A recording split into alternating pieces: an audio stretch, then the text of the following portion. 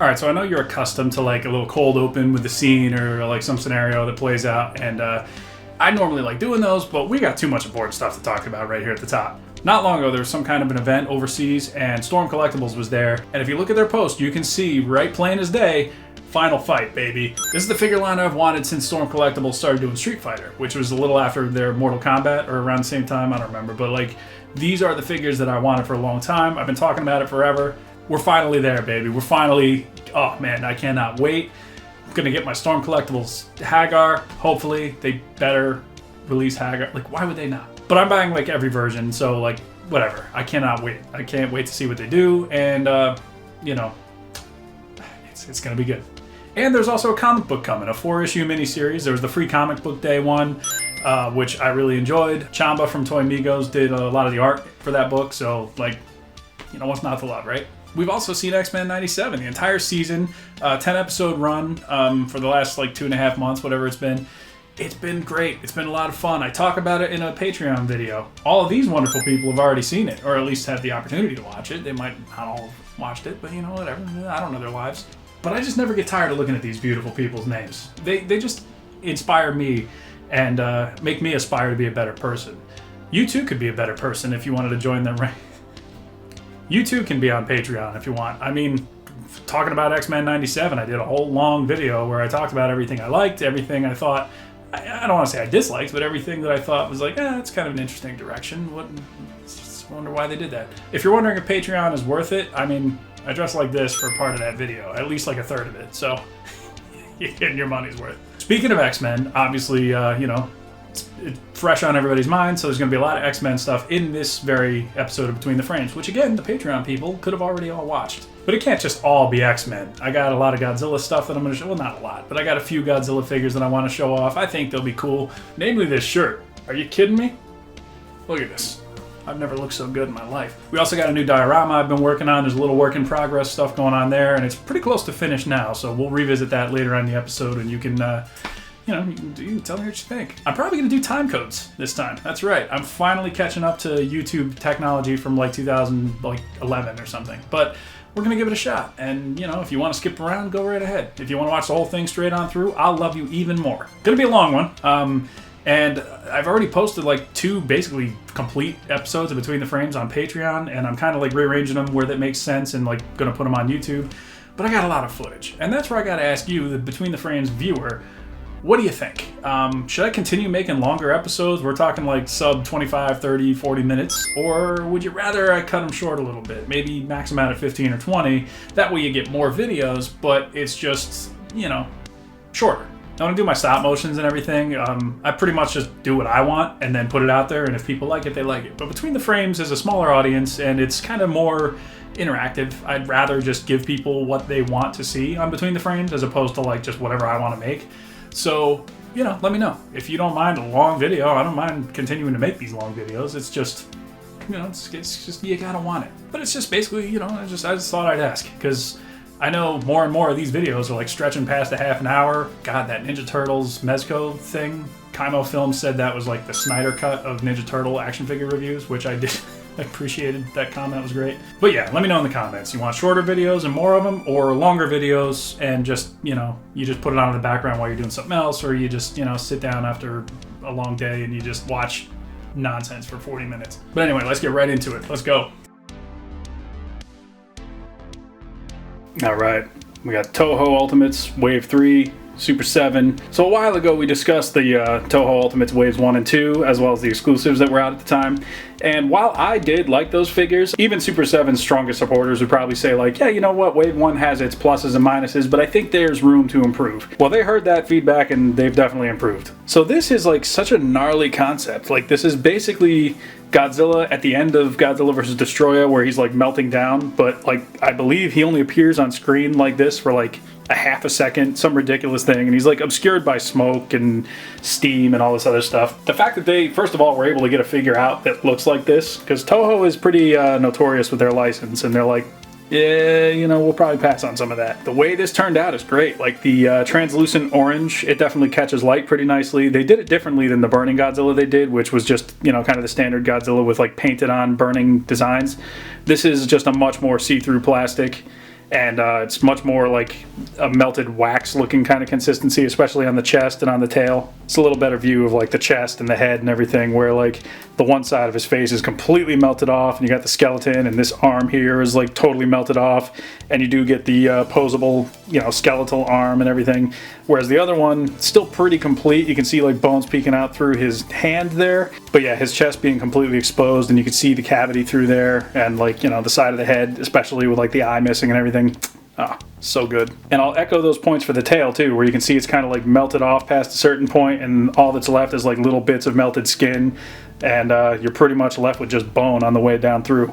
And I will say this tail actually poses a little bit better than the previous Godzillas, and supposedly the -1 coming out has even better tail articulation, so I'm glad to see that they've upped their game in that regard too. Got a little bones and stuff showing through on the left leg there. The right leg is pretty complete. It's just got some of the like burning design, but like, yeah, the left leg starting to show signs of damage from the meltdown. Like his toes are like missing skin, and you know, the shin has all bones showing through it. Really cool. I also like that the dorsal plates on his back are not like sticking out the way they normally are with Godzilla. Like they're literally just melting off of his spine at the instant that this figure is being like, you know, captured in this form, I guess. He also does come with a alternate, just straight up skeletal Godzilla head, which looks great. And in a perhaps a first for Super 7, at least a first for the Toho Ultimates line, is a hinge in the jaw. So a lot of people were saying like, oh man, why didn't they just do a hinged jaw? Why do they have like a closed mouth and open mouth head on like the earlier Toho Ultimates? Well, this is them kind of experimenting with that, I think. So going forward, maybe they will. Now, like I said previously, I don't mind the two alternate heads. I don't think there's anything wrong with that personally, but this is definitely cool, and if this is how they're going to make it work, then I think it'll definitely work nicely. I remember some of the earlier NECA figures, the hinged jaws like sometimes made the lower part of the jaw look like it jutted out a little too far, so a lot of those just look better with their mouths closed, but this, I mean, you could go either way. Which brings us to Destroya, the second monster in Toho Ultimates Wave 3, and this, as it stands right now, this is the largest and most expensive figure in the entire line, whereas previously, like all the Godzillas, including the one I just showed, they were about 80, 85 bucks, something like that. Destroyer was closer to about 110, but I mean, you're getting your money's worth. This is a huge, very, very heavy figure. I mean, let me get this Godzilla back in here. So I've said the last video, Godzilla's usually about 8.5 inches tall, and Destroyer's dwarfing them. Like, this is easily like a 10-inch figure. You know, probably even taller if you count like, you know, the length of the wings that stand upright like that. But the cool thing about Destroya is it's not just like the size you're paying for, you actually get some cool accessories, which we'll go over here. Now, I did see like some people critiquing this figure in terms of like his build. Destroya is usually like much stockier throughout the entire body, whereas this one is a little slimmed down, but that doesn't bother me when it's in service of the articulation. So you're going to be able to get this Destroya to move a lot more than the SH Monster Arts figure, which is ironic because the SH Monster Arts figures are like designed for optimum movement and posability. But I mean, I'm not faulting Monster Arts. That Destroya is probably close to 10 years old at this point. I mean, it's definitely like 7 or 8.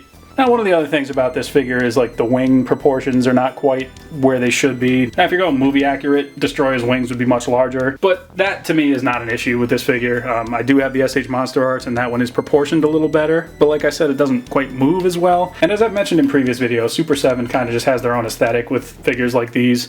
And I don't mind that the proportions are a little bit reduced because, like I said, it's kind of in service of the overall figure. Now, what I will say is like these smaller wings, I kind of wish they were done a little bit differently because they're on hinges on the back of his arm, but you really only get a swivel and a hinge. This is just one piece. If you can see it, it's solid right there. So this part here doesn't like twist in the same way that this upper wing does. So you're a little limited there, but I mean, that's not the worst thing in the world. Tail has a decent degree of posability. It's a little, you know, I don't even want to say it's limited. It's just, you know, it's a giant chunky tail and you're going to get about as far out of it as you're going to get. It's probably about here, which is pretty comparable to the Monster Arts if I'm remembering correctly. So as you get close up, you can kind of see some more of the details and stuff in his face with the sculpting. There's a lot more paint work going into these newer versions of the Ultimates than there were on like Wave 1 and, you know, in a lot of cases I think Wave 2 as well. You can see like much more like paint, like washes and stuff going in.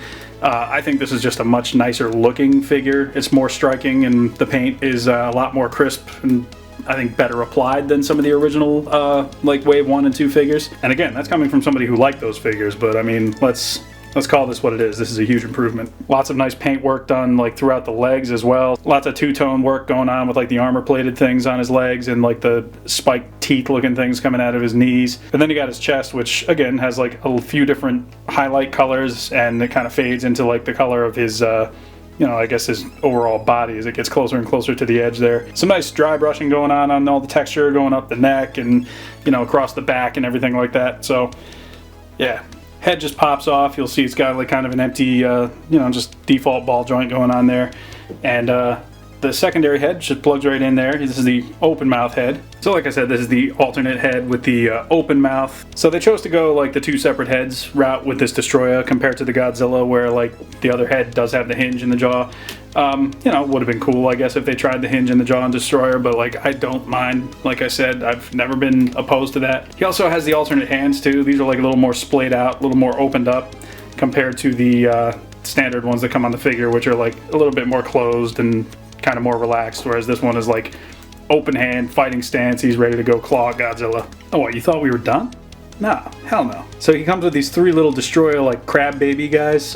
This is like an early form of Destroyer in the movie, because when he's first created, basically, it's like, you know, a swarm of these little guys. I mean, it's been a long time since I've seen that movie, so that might not be completely accurate. So yeah, these guys are just running around causing all manner of havoc earlier on in the movie, and I think it's cool that they included these. Now, we've seen like, I think it's called like the aggregate form of a Destroyer done by Monster Arts, which is like the smaller, not fully, you know, final form evolved Destroyer. It's just the kind of the prototype Destroyer. But this might be the first time I remember seeing these in figure form, so it's nice to have these. You do get three of them. They're all painted nicely. I think they're all the same as far as sculpt goes. So yeah, these are nice to have. They do look cool displayed with the, you know, huge figure that's standing behind them as we speak. So I gotta hand it to Super 7. You know, like I said, Destroyer is the more expensive figure, but it's not just because he's gigantic. It's because he does actually come with some cool accessories that are well painted, and he comes with, you know, the alternate heads and hands that you would expect from the Ultimates line. So yeah, huge props to Super 7. These turned out great. I know there was, you know, some skepticism early on about what these figures were going to look like based on what we saw come out in Wave 1, and people were kind of afraid that, oh man, they might not put the detail work into them and they might not end up looking like the renders we've seen. But I think you can brush those fears aside at this point. It looks like Super 7 is really kind of like up in their game in terms of the Toho stuff, which makes me very excited to see what they do with Space Godzilla, who I have pre-ordered, as well as the Godzilla -1. So it'll be great to see those. I can't wait. But for now, yeah, this is easily far and away the best of the Super 7 waves that we've seen of Toho so far. This is, in my opinion, it's blown Wave 1 out of the water. And again, that's coming from a guy who liked Wave 1. And, you know, it's easily beating Wave 2 in my opinion, too. Really good stuff. And so just for scale, here's the SH Monster Arts next to the Super 7 Ultimate. So this is a beautiful figure in its own right. This is one that was getting very expensive on the secondary market as of the time that this one was released. So anybody who was looking for an affordable, kind of posable Destroyer figure might have considered this one, because, you know, even though it was over $100, it was still nowhere near the price of this one on the secondary market. Now, like I said, this is a gorgeous figure all its own. You'll see a lot of different paint detailing and a lot of different work going in, especially with the size and the scale of the wings and the posability of them compared to the solid one-piece, you know, much smaller, more stocky wings that the Super 7 one has. But again, I'm not mad at it. Super 7's always done kind of their own take on these things, and Destroyer is a lot more, I think, screen accurate probably here. Well, technically no, because this is like the poster colors re-release version, so it's just based on the original, more screen accurate proportioned figure. But this is the second release that came with a bunch of tanks and stuff, so there were two versions of this, so just keep that in mind. But yeah, I just wanted to show this off. So if you have the SH Monster Arts and you're curious how the Super 7 one scales with it, now you know. He's enormous. Like, he's freaking gigantic. And speaking of SH Monster Arts, here is the 72 Godzilla. I'm not going to wax poetic too long. This might be my favorite SH Monster Arts Godzilla ever made. Like, this is just so freaking good. Like, he poses incredibly. He just looks spot on to the way that I remember Godzilla looking as a kid, particularly in that like Showa era period where, like, you know, I'm watching all those 70s VHS tapes at my cousin's house. Oh man, memories. I will say one gripe I have with this figure is that this particular elbow doesn't seem to want to move past here when you're posing it. So that is probably just a straight ball joint where it should have been on a little curve. I don't know what the deal is there, but this one moves substantially better. You can get more range out of the elbow joint there. But like, besides that, That's really my only complaint with this figure. Like, looking at this is basically just, like, they managed to get this to look like a big rubber, like, kaiju suit. And they did such a good job. I never bothered switching the head because, like, I just like this one so much. The alternate head has, like, a streak of blood, like, going down the front because Gigan, like, spikes him on top of the head or whatever in the movie. But, yeah, this one is just so good. The mouth probably could open a little bit wider if you're being particularly nitpicky about it, but, like, I'm not really. It does have, like, a side-to-side in it, too, so, like, you just gotta kind of line it up with how you want it to look when you open the mouth. But, man, look at that. I love this so much. I love his big, dumb face. Another cool thing about this is, like, he's surprisingly posable. You're gonna be able to get, like, his ab crunch, I guess, to go down that far. And then there's, like, the chest crunch that goes down a little bit. But you also get, like, a few different joints in the neck, which are gonna give you, like, even more decent amount of motion. And what's cool about this is this fin is actually, like, posable for some reason. So you can, like, space this out to make it a little bit more, I don't know, just more evenly spaced, I guess, when you're posing your figure. They didn't do the same with, like, any of these other ones, I don't think. So it is a little weird that it's only that one and not some of the other ones, but again, like, I didn't even expect any of these to move, so it's definitely pretty interesting technology. I'm curious to see if they're going to, like, integrate that into future Godzillas. The real main event here with this figure is the tail. This is the most posable Godzilla tail I've ever seen. You know, you can lay it totally flat. You can, like, wrap it all the way upwards like that, because every single one of these little ball joints on these little segmented pieces here has, like, a joint inside of it. So a lot of the older Monster Arts, like, kind of the end piece was, like, one solid piece, so you always had that one, like, kind of weird straight edge to the tail. Then there was, like, NECA with, like, kind of a rubber tail that started from here and did a bendy wire, which never quite bent the same way as these kind of things. But this one, I really love just how posable you can get out of this.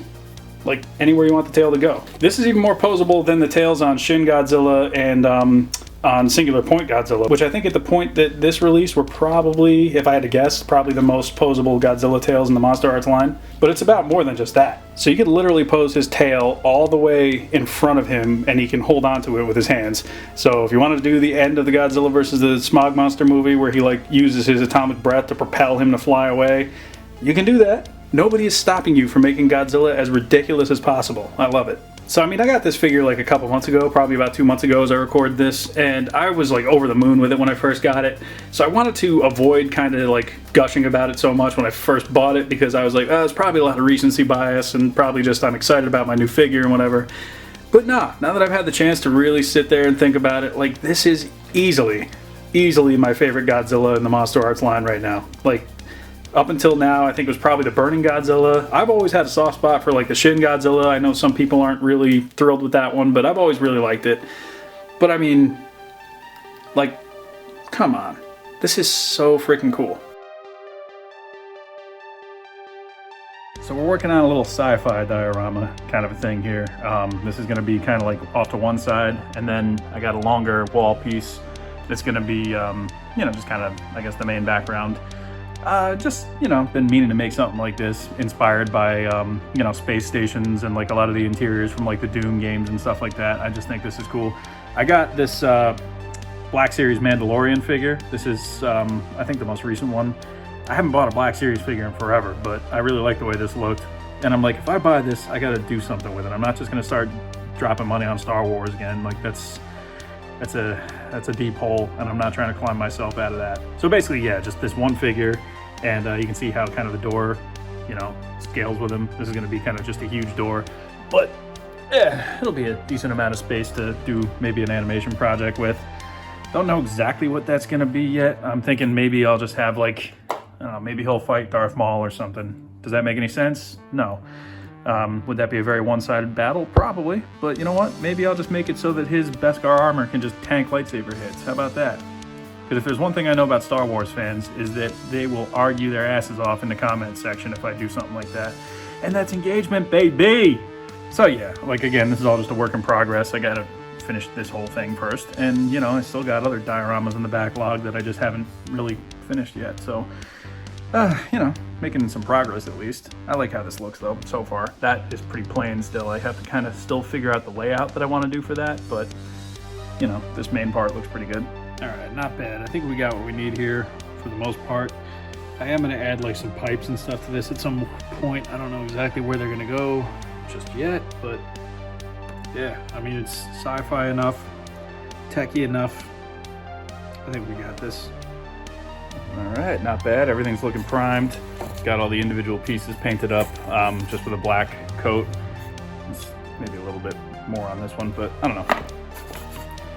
These pieces, and then of course the big wall here. Not too bad. I'm gonna start painting some of the detail stuff on here pretty soon. I'm probably just gonna make this whole thing gray and then dry brush it with like some silver. I'm not 100% sure though. We'll see what I feel like when I start painting it. But let's see how it looks now together. So that's how we're looking right now.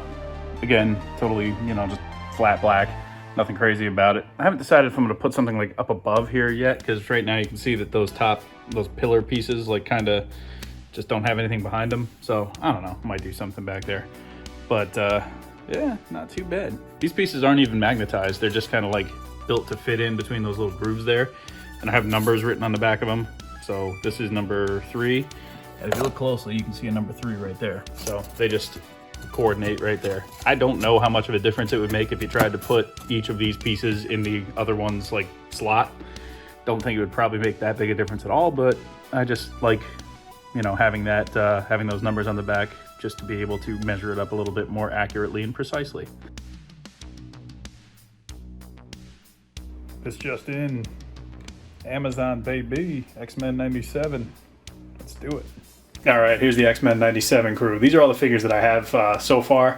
I'm just kind of cherry picking this line. I'm not getting every single one, but the ones that I do get, I could substitute out for like comic book versions of those characters. There are others that are pretty similar to figures that I already have with, you know, just some upgrades for kind of like pinless joints or whatever the case. Some of them lean a little too into the animated aesthetic, but like a lot of these don't necessarily. Now we did talk about Bishop at one point, and he is a little bit more streamlined and stylized, but like, you know, he's a really good figure and a pretty good upgrade from the original version, so I don't mind that. But getting him out of here, since we already did talk about him on Between the Frames, let's look at the others here. I also did say I probably wasn't going to open this version of Magneto because I already have the Mafex, and like, you know, I've got a custom Marvel Legends that I messed with a lot, and there's not much use for this to be open, so for now he's just kind of going to be like my mint and packaged Magneto until I decide either to open him or hang him up or what, I don't know. So this Wolverine I opened on a live stream a while ago, and it's a really, really nice Tiger Stripe Wolverine. I think this is probably about the best Tiger Stripe Wolverine figure. Certainly the best one that Legends has ever made. It might be the best one out there. I don't know. I don't like have every single one to be able to tell you. But the coloring on this is very reminiscent of like the early 90s Toy Biz Tiger Stripe Wolverine, which was the second edition. First one was a brown costume. This one is obviously like inspired by the animation because this is the costume he wears, but it's also, you know, very, very comic accurate too. He's got like the lighter blue and very bright yellow, but you know, it's pretty much spot on for his comic book look. I mean, he's got like the big flared out mask ear things. Those not ears. I don't know what that's really supposed to be. But he's always kind of been drawn with these like at varying lengths and sizes and whatever. So to have kind of this really exaggerated one is really cool. We don't usually get that with Marvel Legends, and you'll see what I'm talking about here in a second. So here's what I mean. You can see this is the Apocalypse Build-A-Figure wave, and this is the Love Triangle 3-pack. Now obviously they're all Tiger Stripe costumes, but there are just color differences across the 3 of them. So this is like a darker, deeper yellow, and kind of a deeper blue with like a little bit of a reflective like gloss on some of the, you know, like the shoulder pads and stuff. But this uses the old style claws, which are like really easy to like misalign, and they don't always look great, unfortunately. And this is an older body, so you do have like the pins in the arms and the legs like that, whereas the X-Men 97 one, it's all pinless and it just looks a lot cleaner.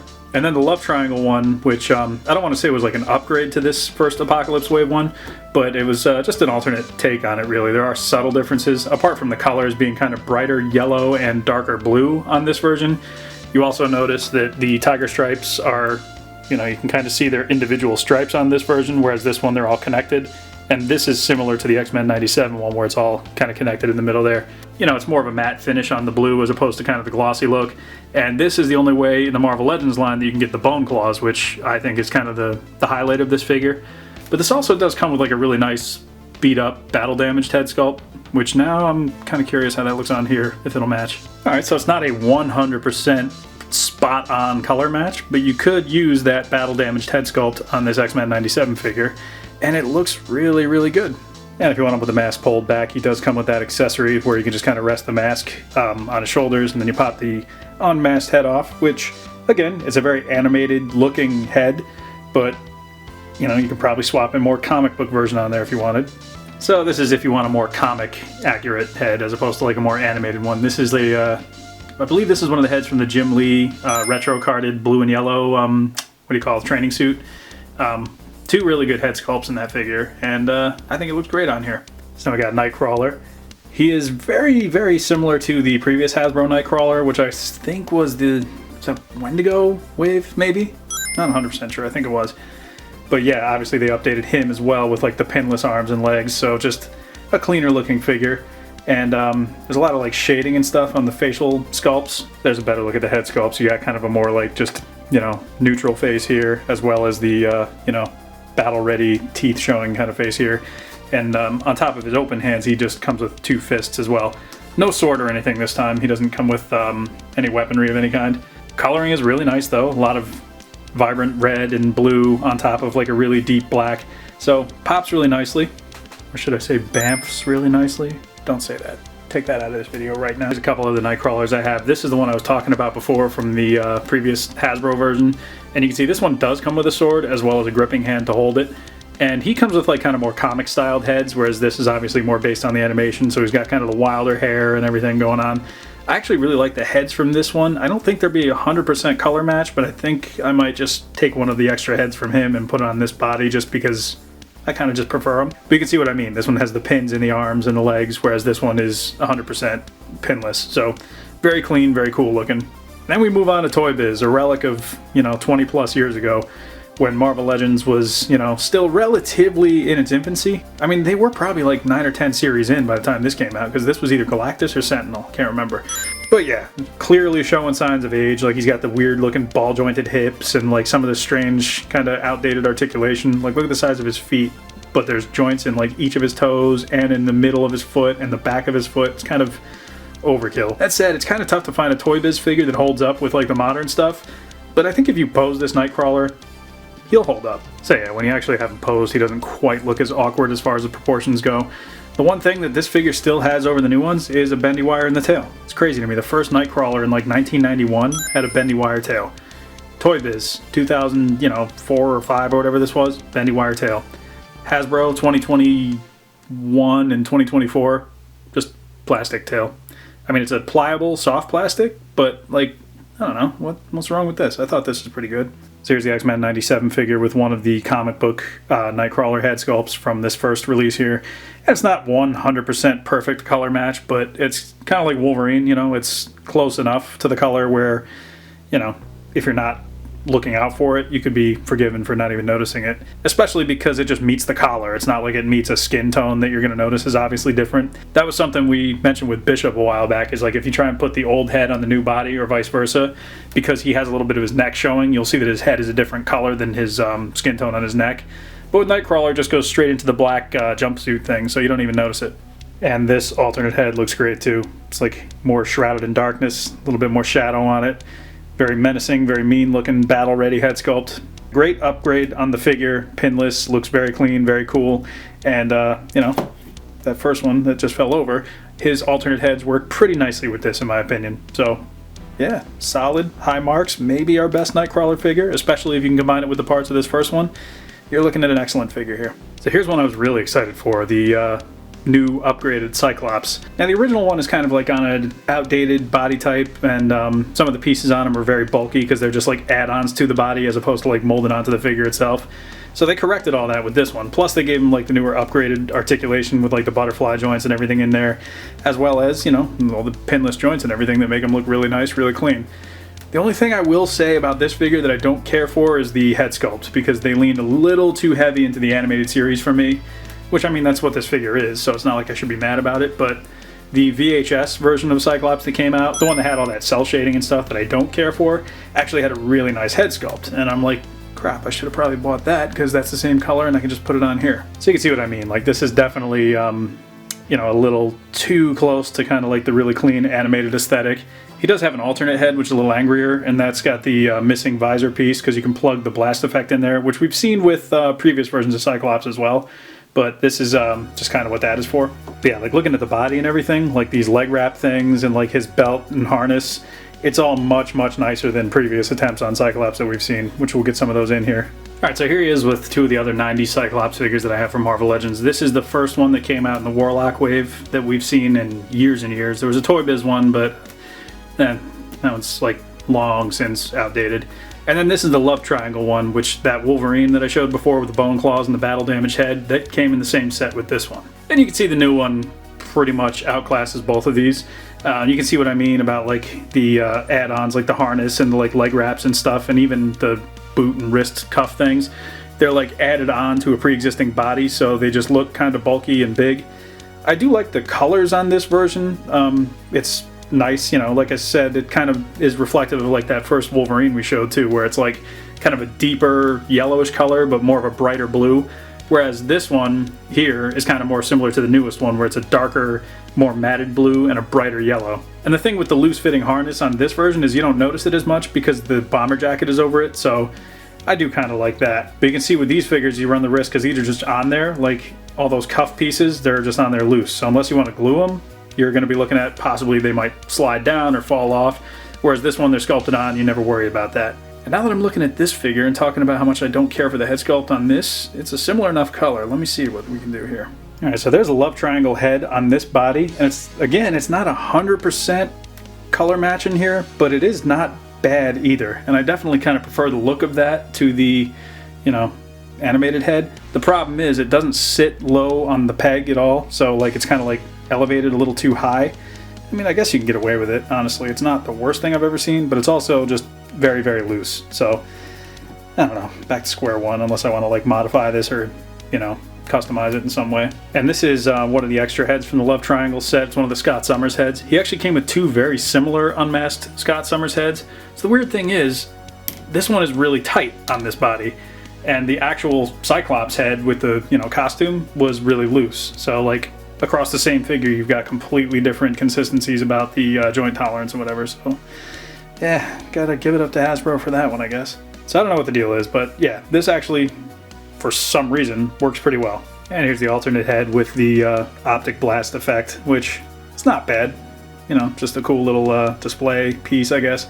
It's got kind of like some ridges in it, so you can see it catches the light pretty nicely and gives a cool little textured effect. That's actually really cool just on camera right there.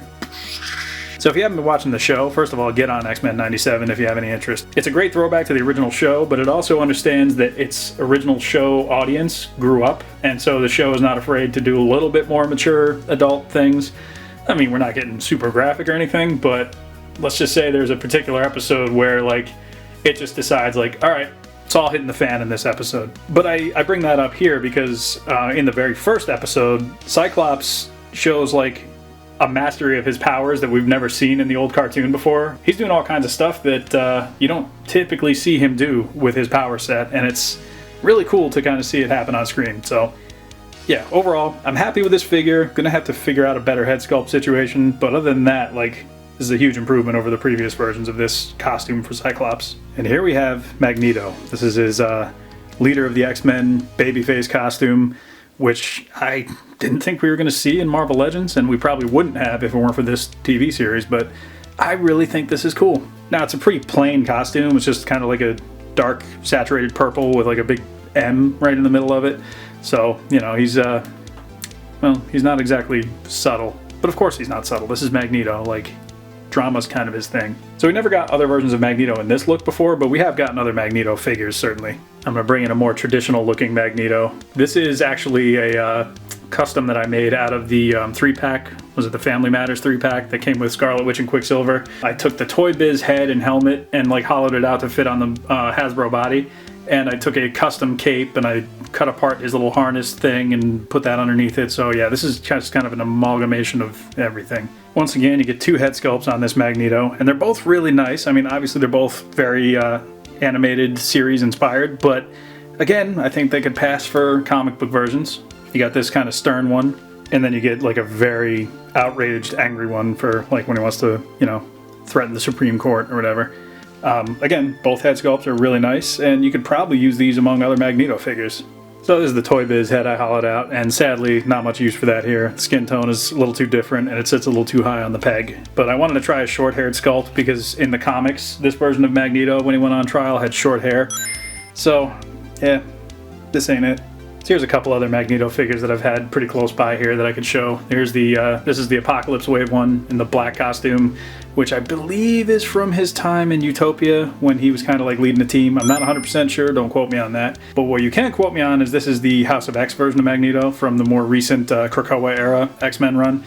And this one actually comes with an unmasked head sculpt as well, but you'll see here the skin tone once again is a little too dark for it. But I mean, it's a nice enough head sculpt. But because this version has like the shoulders and the neck exposed, you'll be able to tell when, you know, a head sculpt with a different color is sitting on top of it. It'll be pretty jarring. However, you could probably use these heads on these figures from this new figure, and obviously they're all completely covered up, so you might not even notice the difference. And yeah, after trying that, I actually really like how these new heads look on these older figures' bodies. I mean, I don't know that they would have necessarily had long hair at this point in the comics, but like, honestly, these look great in my opinion, especially on the House of X body. This is... yeah, it's really angelic looking, really cool. Not done yet. Angel. Yeah, baby. So there we go, we got Angel, one of the original 5 X-Men, dates all the way back to X-Men #1. Those who are familiar with the comics would recognize Angel, or would probably maybe know him as Archangel, depending on when you started picking up X-Men or collecting figures or whatever the case. This is the first Angel figure we've gotten in a long time that's in like kind of a classic uniform. There was the Toy Biz, I think it was the Sentinel Wave one, that had a similar uniform to this, but you know, obviously that was, God, that was close to 20 years ago. Jeez, that's terrible. But yeah, that figure obviously, you know, had shown signs of age, and Hasbro has approached Archangel several times, but this is kind of the first version of Angel that we've seen from them in, God, probably close to 10 years, I want to say. I know there was a box set with like the original 5 X-Men with like their original uniforms. Was that the last version of Angel? I can't really remember. So he's got a really nice head sculpt, and the design on mine on the chest, the little halo thing, looks really, really clean. I will say they did a nice job. The wings have actually like a nice texture, as well as like nice, I don't know if it's like a dry brushing on the top layer of feathers, and that brushing kind of continues gradually as you go down a little bit on the wings. You can see these are hinged, so you'll be able to get some poses out of them, which is nice. The body, I can't tell if this is like a previously used body or not. I'm not 100% sure. I know when this figure originally like kind of was shown, people were like, oh man, where's the butterfly joints? They've been doing that a lot lately. But I think because of the way they did the wings, you can see they kind of just plug into the back. I think they felt maybe that butterfly joints would have been either hindered or gotten in the way of that. So while I do understand that this probably, you know, could have benefited from those joints, I don't really miss them because this guy's probably just going to be flying anyway. You do get an alternate head with like kind of that, you know, millionaire playboy smile looking at him. In case you're not familiar, Warren Worthington, aka Angel, is a very wealthy character in the comics. He's often one of the characters that's like behind the scenes kind of like funding a lot of the X-Men stuff. So like anytime they need like millions of dollars for some kind of tech or some whatever it is they're doing, you'll find that Angel is usually behind it. Something else I noticed, this mask actually has different details than the other head. You see he's got kind of like those like cheekbone point things, and kind of like a little point down over the nose like Sabretooth style, whereas the other head kind of has a more traditional mask, more similar to like Gambit's mask, where it kind of like drops in and like goes closer to his mouth on both sides. So, you know, just kind of depending on which version of Angel you want to display here, you're going to get 2 different expressions, but also 2 different masks. He's got fists by default out of package, but he also comes with like open, you know, just gesturing slash like flight hands, I guess it could be. So he does come with alternate hands, which is nice. You can probably use these with other figures with like white hands or white gloves, whatever you want to do. The thing I wanted to check out is the wings, because they are, you know, you'll see they're hinged, so you can kind of like put them at his sides or like behind him, depending on how you want to display. You can see they fold up behind him really nicely. You'll also notice they have the joints right up here, which enables you to spread the 3 pieces out really nicely, and you get a really nice looking set of wings out of this once it's all said and done. And because of the way they're positioned on the back, you can kind of like put them over his head or like down by his sides, whatever you want to do. So I really like this. They articulated the wings very nicely. Now I'm kind of hoping that we see other versions of Angel in different costumes, as well as like a newer version of Archangel with wings more kind of jointed like this, but like done in that metallic style. I think that would be really great. One thing I did kind of notice is that the artwork on the box has him in a different costume than the one he's actually wearing on the figure. So if you'll notice, on the box, he kind of has like that white part that centers into the like middle of his midsection. It kind of stops at like waist / like crotch level with a little point, whereas this one has, you know, goes down the whole inside of his legs, like straight out of Lance Storm's closet. I kind of like this better, actually, so I'm glad we didn't get this version. I mean, not that I would have really been mad either way, but this to me just seems a little bit more classic. So here's the new Angel with an older version of Archangel. This was the one that came by itself in a little box set. There was another one from a previous wave that had like kind of a darker, more metallic blue color scheme, which I actually really like that version a lot. But this is the more recent one, and this is still pretty good, but like you can see that this body mold they were using was kind of like showing signs of age at this point. This kind of, you know, outdated, I guess, at this point. But you know, like I said, hopefully we revisit Archangel on this same body. That would work great in my opinion. And plus, you know, the newer style wings like this would translate pretty well to this design, I think. So yeah, I'd love to see that. And here he is with one of those alternate heads that came with that Archangel. I feel like he rocked this look for a little while after he was kind of turned back, but I think it was a blue costume. But you know, this ain't bad, and I could see doing something like this when they eventually get around to a new Archangel. So yeah, I really like this. I'm glad they finally got around to a classic version of Angel. He doesn't usually get a lot of love, like I said. So yeah, bring more versions of this character out, please. Like, give me that blue version that we were talking about before, especially with this wing design. Like I said, this is really cool with the way it's articulated. It's got the hinge up here to like spread it out.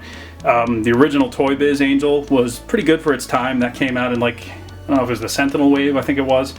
And, you know, he has those Toy Biz figure proportions, so he's not exactly going to look natural with, like, this style of figure at this point.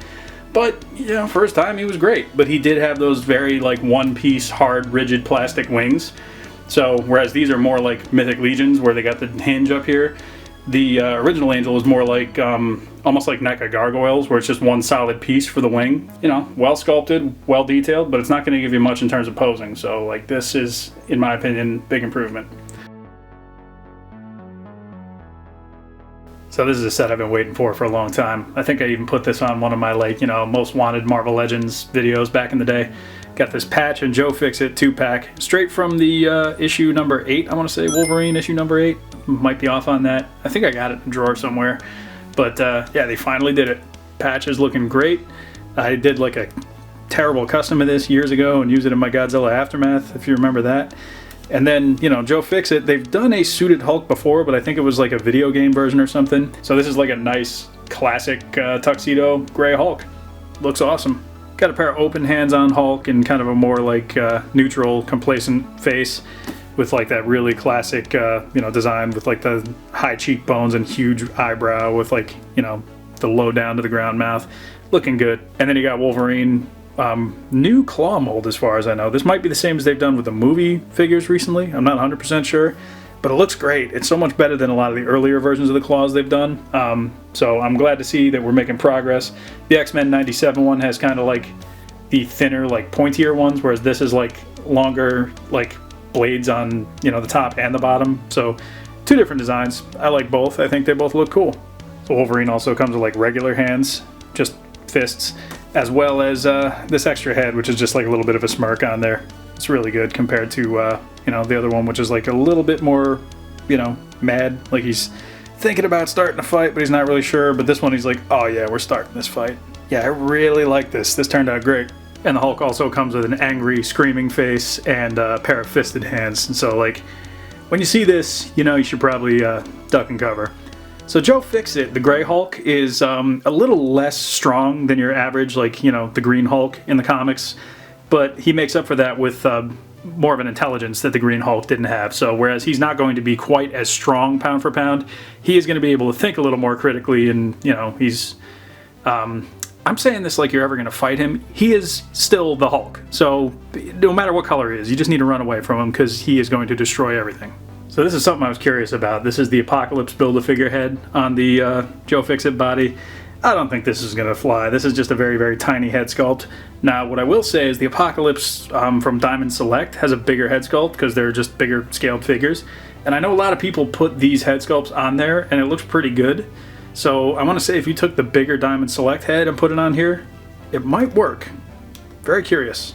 So this is a custom head cast I got based off the Toy Biz like Series 8 figure or whatever it was. And I painted this up to match the colors of the Build-A-Figure. And, you know, once again, it's a little closer, but not quite. I was curious about how this would look because there's that one X-Men comic from the Krakoa era where Apocalypse, Magneto, and Professor X all walk into like the UN or whatever it is, and are all looking fly as hell. So, you know, my search continues, I suppose. But yeah, overall, like, these two are very striking figures, and, you know, it's very much capturing a moment in Marvel history. Like I said, that one comic book cover that kind of people think of. But man, this is a great set. I'm happy we finally got this, and it's just, you know, it's just really cool to be able to sit here and pose these figures and mess with them a little bit. Awesome. So this is the Logan from the Wolverine and Sabretooth 2-pack, and this is kind of the more recent version of just a civilian-looking Wolverine. But he has some interesting new articulation. Like, you can see he's got this more of a diaphragm joint as opposed to a classic, like, ab crunch. So you'll be able to get him to do a little bit of side-to-side stuff as well as your kind of forward and back. It's not quite as far forward and back as you might get from just the crunch, but, like, honestly, I don't know that I necessarily need it with this figure. But yeah, like, the button-up shirt looks great. He's a little bit stockier than, you know, a smaller figure of this size might normally be, which is good for Wolverine because he's short, but he's still, you know, he's a relatively big character for his height. Got a great head sculpt with the black hat, and he also has an alternate head sculpt, which is a different expression with a brown hat, which is still pretty nice. I think I still kind of prefer the more expressive one that I got on here. A little bit of a smirk going on. He comes with a hand of playing cards, which, if I'm not mistaken, he's got a full house. The cool thing about these is that you know they're going to repurpose these and stick them in with a Gambit at some point, and they actually have the Xavier School like logo on the back, so definitely a cool touch. This figure also has the same kind of claws as the patch Wolverine that we just talked about, where they're kind of longer and thinner, the more bladed kind. Again, I don't have any figures with these up until these couple, so these might be from like the Hugh Jackman versions, I'm not sure.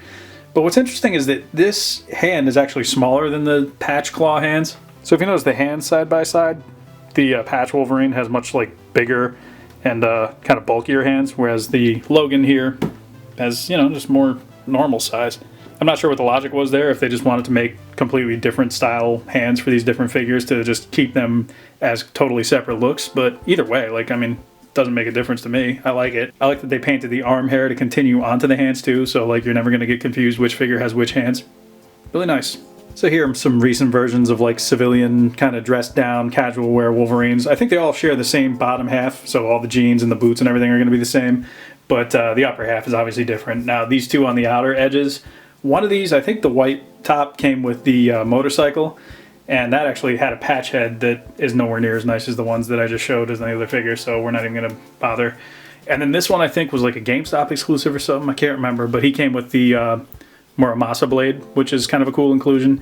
And again, I may be wrong about which one comes with which, because I've just had these both in the same bag for a while. But yeah, you can see the clear winner here. Like, they've definitely stepped up and made a much, much nicer figure. And I'm not even going to sit here and tell you either of these are bad, but I mean, when you look at the quality of head sculpts we're getting now compared to like some of the older ones, and you know, the newer articulation and engineering, it's no contest. So here's the main event, the new version of Sabretooth. Now this is the Jim Lee 90s costume. You would have seen it on X-Men the Animated Series, you would have seen it in like the Marvel vs. Capcom games. This is kind of his defining look for a lot of people, and the figures that we've gotten of it over the years have not all been great. Many of them have been just missing something, you know? I'm pleased to say that this is probably the best version of this figure we're going to get. Let's review. So here's the previous version of that Jim Lee era Sabretooth. I want to say this is from that Apocalypse wave that I mentioned that Magneto came from before, as well as that Tiger Stripe Wolverine. So yeah, that wave actually had a lot of awesome figures in it for the time. That was a really, really solid wave. And you know, this is not a bad figure, but like I said, all the figures that were depicting like Sabretooth in this look have all kind of just been missing something. And for me, it was the size. Like, Sabretooth is always drawn like to be gigantic. He's like enormous compared to all the other characters. And while this is a bigger figure, he's not quite as big as he could have been. And here's what I mean. So like the very next series of figures was the Sauron wave, which was a Deadpool wave. And they gave us Omega Red, which is a bigger figure than this Sabretooth on a brand new body with the butterfly joints. It looks awesome. And my first thought was like, wow, they really couldn't have just held off on that Sabretooth and just put it on this new Omega Red body that would be perfect for Sabretooth? Like, why would they do this to me? I felt personally attacked by this. Not really, I mean I didn't, but you know, I was still kind of questioning the logic there. So a couple years go by and you start hearing rumors. Maybe there's going to be a Wolverine 5-pack on Amazon. And I got thinking, like, what better way to finally put Sabretooth on the Omega Red body? I mean, that's Wolverine's #1, like, arch nemesis. And that 5-pack did have a couple of Wolverine adversaries that we didn't have before. Had Cyber, as well as a couple figures that really didn't have much to do with Wolverine at all. Like, Callisto was in there, I think, and, you know, it was kind of weird, but whatever, we needed Callisto anyway. But lo and behold, do you think they gave us Sabretooth on the Omega Red body? No, hell no. You know who they did give us? They gave us another Omega Red on the Omega Red body. And I was like, what are they doing? Like, it's Omega Red again. Obviously, there's a few differences here, some color differences, alternate head and stuff, but like Omega Red is not exactly standing up. Omega Red is not exactly the most fashion-forward character here. He's basically rocking a very similar look through most of his tenure in the comics. So, you know, do we need this? No. Did they get me? Of course they did. I'm a sucker. But then, lo and behold, all these years later, we're finally getting the Wolverine Anniversary 2-packs. And that includes like the Hulk and Wolverine I just showed. It includes like a couple other ones that, one I didn't get and the other one I just haven't opened yet. So I'll skip those for now. But we did get the main event here. That's right, Sabretooth on the Omega Red body, which is something I wanted for a long time. You can see he's got the pinless arms too, which is great. Still got pins in the legs because they just reused the same legs, but honestly, I'm not here to complain about that. He's got the big like fur shoulder piece thing that he's got there, like the animal pelt or whatever that's supposed to be. Not 100% sure. Got the stripes across his legs, the little points on his elbows. I hesitate to say perfect because I'm sure there's going to be people that point out like little minor inconsistencies and whatever, but this is as close to a perfect Sabretooth figure as I think we could ever get. And it gets better. So this is his alternate head. This is the one that I had on him before. He's got the, you know, really bloodlust kind of like fangs showing, feral fight scene kind of thing going on here.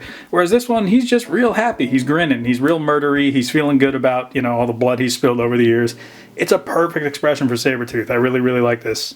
He's also got some alternate hands going. Now these are kind of like the wide open, claw facing, like splayed open battle hands. And then he's got these alternate ones, which are still like open hands. Like, so he doesn't have like fists or anything, but they're a little bit more like relaxed, a little more neutral. Like he's still got his claws going on this one. But then in his right hand, you could probably like have him hold on to something if you wanted to. But it's just kind of a cool like gestural hand. You can get a lot of, you know, different evocative emotions if you take pictures of them or do stop motion or whatever you want. This is going to get you a little bit more range than you would have normally. So here he is side by side with the previous version. And like I said, you know, I don't dislike the old figure, but it definitely, you know, something was lacking. And this is clearly the better figure. It's just better. Like, I don't know how better to explain it to you. You know, you could prefer this one and still kind of find merit in owning it. I'm still going to hold on to my old figure, even though, you know, like I said, I'm not exactly thrilled with it, but it's kind of just a victim of bad timing. You know, like I said, the Omega Red came out immediately after, and that instantly made me look at this figure like, why couldn't we have that? And then this is on, I think, I can't even hold anything. I believe this is on a the Wrecking Crew body. If I'm not mistaken, I may be off on that. I think by the time this figure came out, that Wrecking Crew body was already showing signs of like being outdated, like, you know, kind of like Bucky Cap before it, where people were just kind of tired of it and ready to move on to something maybe a little bit better. And sure enough, immediately after this figure came out, Omega Red showed that we could have something better. So, you know, bad timing for this poor guy. But this one, you know, easily one of the best Marvel Legends of the year for me so far. It's such a nice figure. Like, look at this. Look how tight this is. Look what they did for us. Oh my god. That's right, Dawg. Years in the making. I've been looking for a second Toy Biz Build-A-Figure Sentinel for literally, God, between 10 and 15 years. And it's not that they haven't been available, but it's just that they've always been expensive, because it's a Build-A-Figure, and it's still, in my opinion, it still holds up really well, and it's really nice. And I thought that when the HasLab Sentinel came out, we were going to see the prices on these go down a little bit. And that's not really what happened, because turns out Sentinels in the comics and in the media of X-Men and all that kind of stuff come in all different shapes and sizes. So if anything, the price on this just kind of stayed right around where it was. So this one that I got here in the mail today it's obviously very well loved. We got somebody who was, you know, they weren't afraid to pose it. It's a little looser than, you know, my one here. It's not in bad condition or anything. It's just, you know, it's just been posed around. I can't hate anybody who did that. whereas mine, you can see, is still quite rigid. Like, I've animated it a couple times, you might remember on the channel from years ago, but I, you know, for the most part, I didn't really try and push the articulation or any of that kind of stuff. But yeah, this one, he's seen some action over the years. It does have a little bit of, you know, you can see like a little ding on the knee there, and I think on the back of his other leg, he's got some, you know, just some imperfections and stuff, some scrapes on the back of the, you know, inside of the right leg and everything. But honestly, that might have just come that way because Toy Biz, you know, when they did a lot of the paint work they were doing, it was a lot of dry brushing and layering. Like you can see on my other one, there's even some like black and stuff going on down here too. So for all I know, maybe that's how it was out of box. However, I figured even if it is some kind of like a QC issue or anything like that, or just battle damage from being, you know, in somebody's collection for years, I have the lower half of a Sentinel that I was looking to complete, God, I don't even know how long, probably since these figures came out. I was just accumulating spare parts. And I also have an extra left arm. So here's what sent me down this path. Obviously X-Men 97, Sentinels are a big part of it, but also I had the abdomen, the legs, and an arm for, like I said, probably like 10, 15 years. I don't even know how long. The chest and head piece was going for like 80 bucks on its own at one point, and the right arm was probably another 30 or 40. So for the cost of an entire Sentinel, I got this, I want to say it was probably about like 130 plus some shipping. For the cost of an entire Sentinel, it was only about 20 or 30 bucks more than just buying each individual piece. And I was like, if I do that, then I have my pieces that I could swap on if they're in bad condition or whatever, and then I could just sell the spare pieces and recover some of my money. So I think that's what I'm going to end up doing. I'll probably post my Sentinel pieces on eBay, or maybe I'll switch a leg or something out just if I, you know, if I think that mine are in substantially better condition or what have you. But yeah, ultimately, finally happy to have a second Toy Biz Sentinel. I never did get the Hasbro, you know, the standard kind of single pack Sentinel. There was a Marvel Legends one that came with Wolverine. There was the Marvel Universe one, which I think there was a retro card version as well as a like kind of a more standard box release. And I didn't care for those at the time. Looking back on them now, I kind of like them better than I did. But you know, I just always kind of preferred these. These had that perfect comic accuracy to some of the artwork that I remember seeing in the books at the time. And even though Hasbro Marvel Legends has kind of a different aesthetic than Toy Biz, I think these still look great in my opinion. And here's how they look with the HasLab Sentinel that came out a couple of years ago.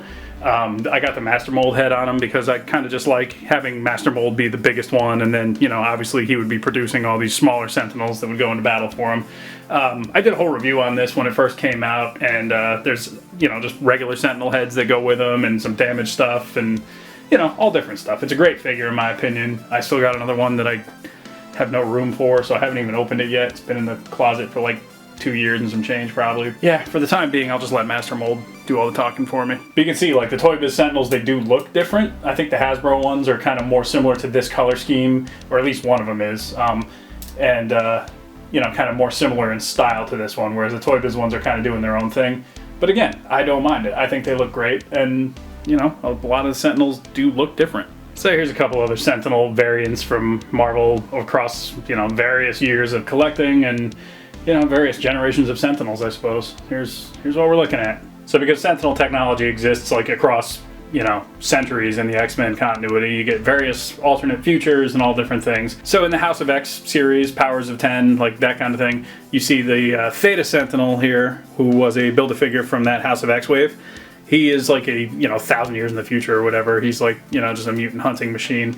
I made the mistake of calling him the Tri-Sentinel, in the House of X like wave kind of overview that I did in an old Between the Frames episode, but yeah, that's a different thing altogether. The Theta Sentinel is this one. Then you got the Omega Sentinel, who again is from House of X, Powers of 10. Like, she's been in other things too, obviously. She's not just a creation of that series, but this is how she looks in that series. I want to say she was like a mutant or a human or something infected with Sentinel, like, you know, nanites or whatever, so like she's more Sentinel now than human, so like any remorse she would have had for her actions is like long gone. It's kind of, you know, one of those Sentinel takeover type situations. And you got Nimrod back there. He's kind of a classic Sentinel where, you know, he's from like a future timeline where Sentinels are like adaptable and super able to overcome any adversarial force that's put against them. They can like analyze the possibility of defeat and like adapt to it instantly.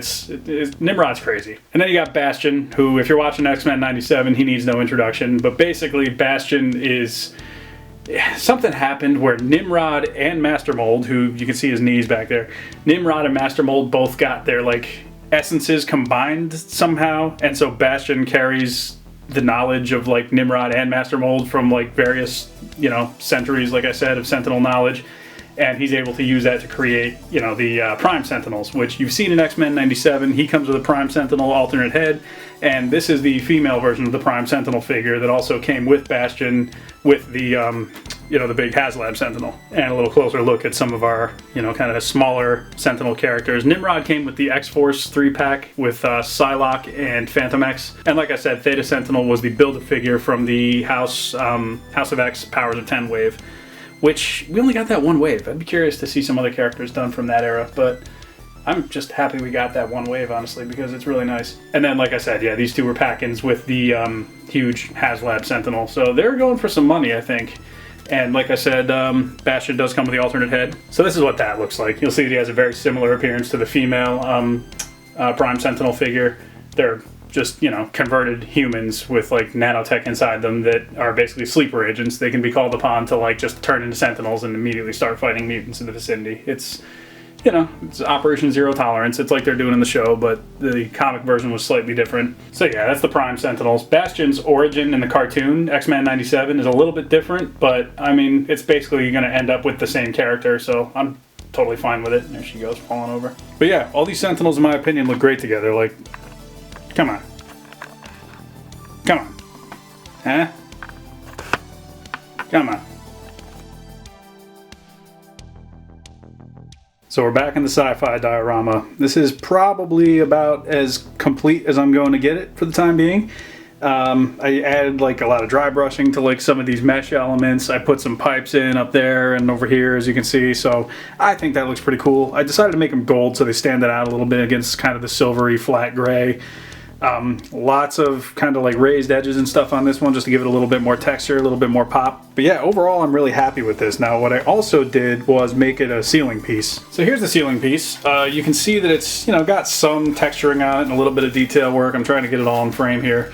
But it's basically got just these tracks and like some little raised up ridges and that kind of stuff on it, with a little cutaway here, which is where like the vent piece that is on that back wall, it's kind of cut to fit there. And I did also make just a post here. So this is pretty much just kind of a support column that you're going to be able to have just freestanding on the back of it. So it's not just, you know, so this ceiling doesn't collapse in, basically. You can see here that I've got holes in it. The idea that I wanted to try was to be able to run an LED light strip through here and just see how it looks. I thought, wouldn't it be fun if we tried that together? All right, so conceptually, I think we got a winner, but execution might leave a little to be desired. We gotta straighten this out a little bit. You can see the strips do run through, and I do have them taped. Let me take you freeform here. I'll show you what we got going on. So on the top, they're just taped to the top as I fed them through, and then straight down to where they, you know, kind of plug in on the ground. Which, I mean, it will give you the lights in there, which is kind of cool. So it is bright enough to like illuminate the inside. That's with all the lights in the room off right now. So I guess if you wanted to like mess with it, you could probably change around some of the light settings. I think, you know, just whatever you want to do is kind of going to work as long as you have a remote that can change the lights to whatever. But I mean, this is kind of cool. Like, I think once I revisit this a little bit more, I'll be able to, you know, kind of just... Now I'm just having fun messing with these. I lost my train of thought. So yeah, having this lit up on its own is pretty cool. I like it, but you know, I'd probably have to like supplement some additional lights if I wanted to like do a animation or something in here, because right now this is a little bit on the darker, you know, spectrum of things. I was gonna say on the dark side, and you got a Star Wars guy in there, and yeah, like you deserve more than that. But yeah, I do like how this looks, and once again, you can kind of just do whatever you want in terms of like how you want this to look. So I am pretty happy with this. I think it's definitely got potential, and I'm hoping that if I ever end up using it on camera, it looks good, because I really like the way this turned out as just a diorama. So as a set for a potential stop motion, I think it looks pretty nice. I think it definitely needs some kind of a floor, because right now that's about the only thing that's making this feel incomplete to me, but otherwise I'm happy with this. But what say you? Leave a comment, let me know. Thank you for watching this whole video. If you made it this far, you're a champion. and you know, I have great admiration and respect for you. Something I don't know if I've mentioned in the video, I might have, but there's a work in progress X-Men like short animation clip on Patreon right now. I have some things I want to add to it, effects and, you know, some different things, but that'll be done, I don't know, sometime, and it'll be on Instagram. But if you want a sneak peek, it's over there.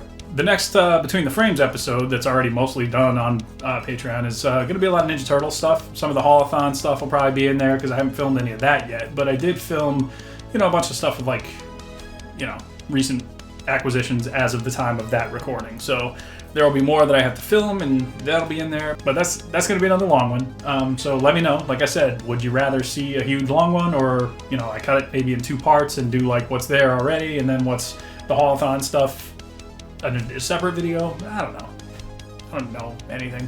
With that said, my name is Captain McKay. It's been great seeing you, and we'll catch you in the next one. Later on.